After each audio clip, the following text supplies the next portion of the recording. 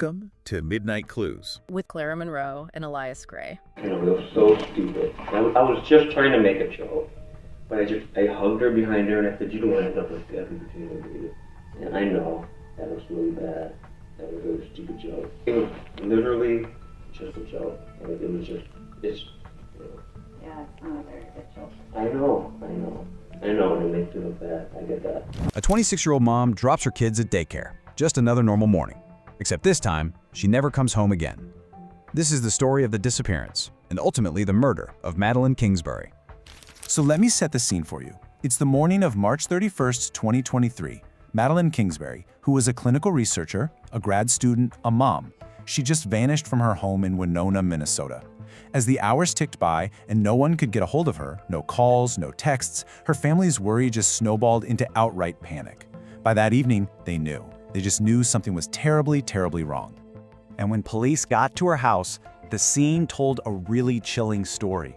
Her phone was there, her wallet, her ID, even her car. It was all there. I mean, she hadn't packed a single thing. These aren't the actions of someone who plans on leaving. No, these are the signs of someone who was taken. For the police, this was a huge red flag. This wasn't just suspicious, it was almost certainly involuntary. So the investigation immediately zoomed in on one person, Adam Fravel. He was Madeline's partner, the father of her children. And as the very last person to see her alive, all eyes were on him. The question was simple, but the answer? Well, that would turn out to be anything but. What did he know? To really understand what happened to Madeline, we have to look at her relationship with Adam. And what you find is a partnership that was completely on the verge of collapse, really defined by two people heading in totally different directions. Okay, so on one hand, you have Madeline. She was building this incredible future. At just 26, she's a research coordinator at the world-famous Mayo Clinic, she's studying for her master's, and she was the sole breadwinner for the family. Adam Fravel, on the other hand, seemed, well, stuck. After losing his job, he was a stay-at-home dad, but friends said he mostly just played video games all day. And this huge imbalance, it created a breaking point. In fact, Madeline went already planning her escape. She was actively looking for a new apartment for herself and the kids. So when the police bring Adam in for questioning, he has a story, a very specific timeline for the morning Madeline went missing. Let's walk through what he told them. So, according to Adam, he leaves the house around 10 a.m. He's in Madeline's minivan, supposedly to move some stuff to his parents' place. He claims that on the way there, he realizes he forgot something, so he turns around. He says he gets back home around 11:30 and Madeline is just gone. He told police he saw her car in the driveway, but just figured she'd gotten a ride to work with someone. He also, very casually admitted their relationship was over and that she'd started seeing someone new.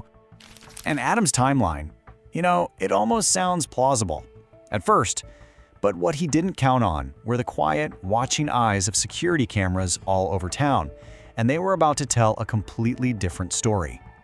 And this is where his entire story just completely falls apart. A neighbor's security camera catches someone looking a lot like Adam outside between 9:45 and 10 a.m. But he wasn't leaving for his parents' house. Nope.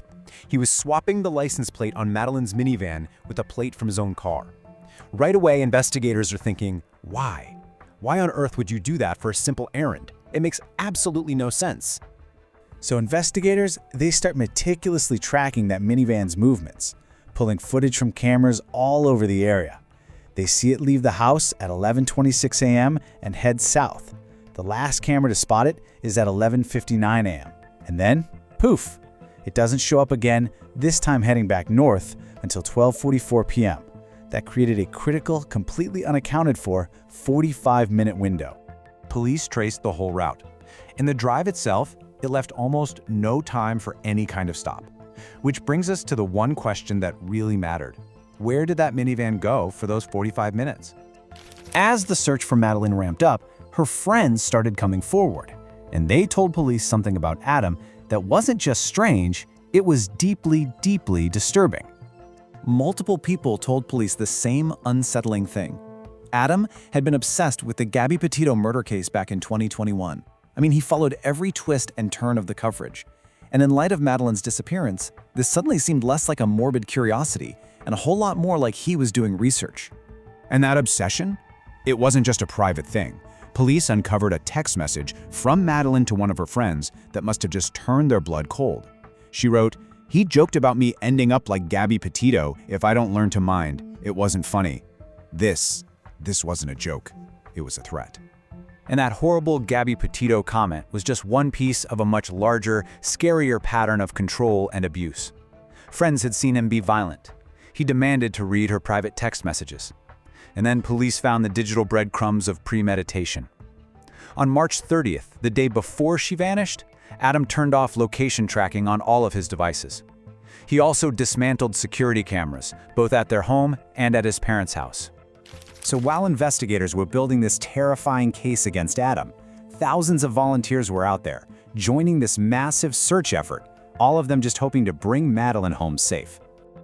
For 68 agonizing days, her family, her friends, and really her whole community just held their breath. Her sister Megan was all over social media, making sure Madeline's face was everywhere, refusing to let people forget. The entire state was watching, just waiting for any piece of news. And then, on June 7th, the search came to its tragic, heartbreaking end. A deputy discovered Madeline's body. She had been discarded in a remote culvert on property that was maintained by a member of the Fravel family. She was wrapped in a bedsheet from her own bed, and the cause of death was homicide by strangulation. The discovery of Madeline's body was the final, awful piece of the puzzle. From there, the legal process moved incredibly fast. Adam Fravel was arrested the very same day they found Madeline's body. The charge was first-degree premeditated murder. And despite him claiming he was innocent, the evidence was just overwhelming. A jury absolutely agreed, finding him guilty and sentencing him to life in prison with no possibility of parole. Madeline Kingsbury's story is just such a heartbreaking reminder of the human cost of domestic violence. She was this ambitious researcher, an intelligent student, a loving mother, a daughter, a sister. Her entire future was stolen from her. And while this case will always be remembered for its darkness, she should be remembered for the incredible brightness of the life she lived.